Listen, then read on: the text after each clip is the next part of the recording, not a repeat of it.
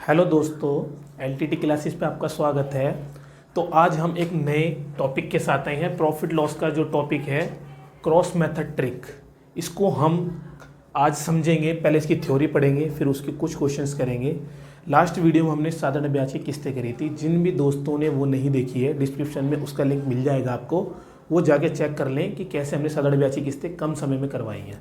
तो आज हम जो क्वेश्चन है वो करेंगे, वो क्वेश्चन किस तरह के हैं कि कितने रुपए में कितना सामान बेचने पर इतना लॉस या प्रॉफिट होता है, तो इतने रुपए में कितना सामान बेचें कि इतना प्रॉफिट हो। इस तरह के हमारे क्वेश्चंस होंगे। सबसे पहले हम थ्योरी जान लेते हैं इन क्वेश्चंस की।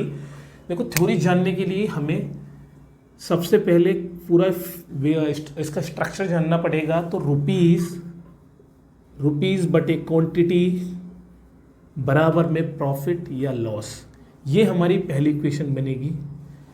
याद रखना है आप लोगों को, रुपीज़ कहाँ पर आएगा? ऊपर। क्वांटिटी कहाँ पे आएगी? नीचे। और प्रॉफिट लॉस या प्रॉफिट हो या लॉस, ये कहाँ से कंसीडर करेंगे? अब ये हम कंसीडर करेंगे 100 से। मान लो मैं फॉर एग्जांपल आपको बोलता हूँ कि 90 कुछ सामान को इतने रुपए पे बेचने पर 10% का लॉस होता है। तो आप यहाँ क्या करोगे? 10% का लॉस होता है तो 100 से 10% का लॉस कराओगे तो 90 लिखोगे। मैं आपको कहता हूँ कि 10% का प्रॉफिट होता है, तो आप क्या करोगे? प्रॉफिट कराओगे 100 से तो 110% लिखोगे। ठीक। दूसरी इक्वेशन एज इट इज़ बनानी है आप लोगों को कि रुपीज़ बटे क्वांटिटी बराबर में प्रॉफिट या लॉस। इन दो इक्वेशन में हमें एक में क्वेश्चन प्रॉफिट करवाएगा और एक में लॉस करवाएगा। इससे के बाद हमें क्या करना है? दोनों इक्वेशन पुट करने के बाद दोनों क्रॉस मेथड करना है और डायरेक्टली आपका आंसर आ जाएगा। देखो, फिर एक बार समझते हैं कि हमें रुपीज़ ऊपर रखना है, क्वांटिटी नीचे रखनी है, फिर उस वस्तु पर कितना प्रॉफिट लॉस हो रहा है वो सामने रखना है। रुपीज़ ऊपर रखनी है, क्वांटिटी नीचे, कितना प्रॉफिट लॉस हो रहा है वो हमें सामने रखना है। याद रखना, रुपीज़ ऊपर आएगा, क्वांटिटी नीचे। जैसे इस क्वेश्चन के माध्यम से मैं आपको समझाऊंगा कि कैसे इस फॉर्मूले के अंदर हम इसको पुट कर सकते हैं। कह रहा है कि 70 पेंसिलों को 90 रुपये में बेचने पर 25% की हानि होती है। 30% का लाभ प्राप्त करने के लिए 234 रुपये में कितनी पेंसिल बेचें?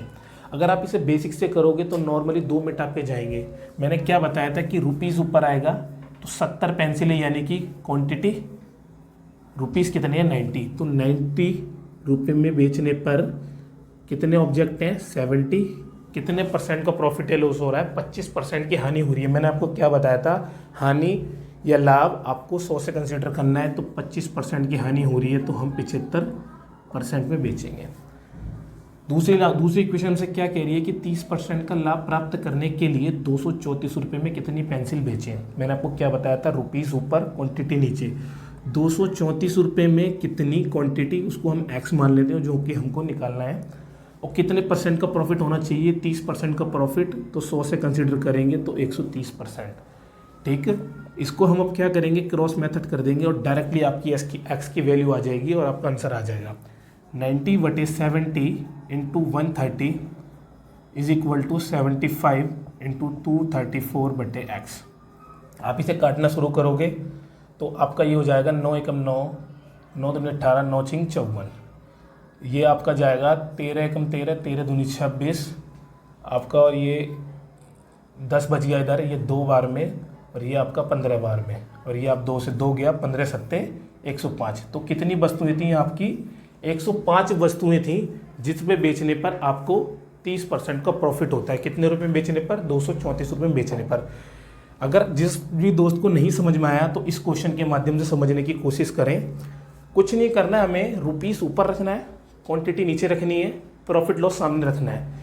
एक इक्वेशन में हमें प्रॉफिट करवाएगा और एक इक्वेशन में हमें लॉस करवाएगा। तो कहीं भी करवा सकता है प्रॉफिट लॉस, ऐसा कुछ मेंशन नहीं है। जैसे इस क्वेश्चन में कह रहा है कि एक व्यक्ति को 25 वस्तुओं को 2500 रुपये में बेचने पर, मैंने आपको क्या बताया था? रुपीज़ ऊपर, क्वांटिटी नीचे। रुपीज़ ऊपर तो 2500 रुपये, कितनी वस्तुएँ? 25 वस्तुएँ। हमें इस पे प्रॉफिट हो रहा है कि लॉस हो रहा है? हमें इस पे 10% का लॉस हो रहा है। लॉस कहाँ से कंसीडर करेंगे? 100 से। तो 10% का लॉस होगा तो 90% में बेच रहा है। अब सेकंड इक्वेशन की बात करते हैं। 20% का लाभ प्राप्त करने के लिए 2400 रुपये में हमें कितनी वस्तुएं बेचनी चाहिए? रुपीज़ ऊपर, 2400 रुपये ऊपर, कितनी वस्तुएं बेचनी चाहिए हमें निकालनी है? एक्स वस्तुएं कितने परसेंट का प्रॉफिट होना चाहिए आपका, 20%। तो 100 से कंसीडर करेंगे तो 100 से 120% में वस्तुएं बेचनी चाहिए। इसको आप क्रॉस कर दो, डायरेक्टली आपकी एक्स की वैल्यू आ जाएगी 2500 बटे 25 इज इंटू में 120 इज इक्वल टू 90 इंटू 2400 बटे एक्स। आप 2 जीरो से 2 जीरो काट सकते हो, 25 से 25 गया, इससे ये गया, 12 दूनी 24, तो x की वैल्यू आपकी 18 आ जाएगी।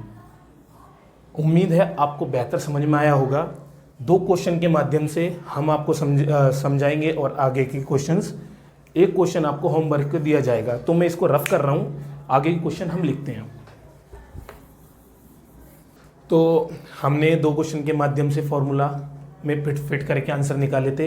ये और 2 क्वेश्चन हैं जिसके माध्यम से हम और बेहतर समझ पाएंगे। तो आपको वही फॉर्मूला याद रखना है। देखो मैं फिर रिवीजन कराता हूँ फॉर्मूले की।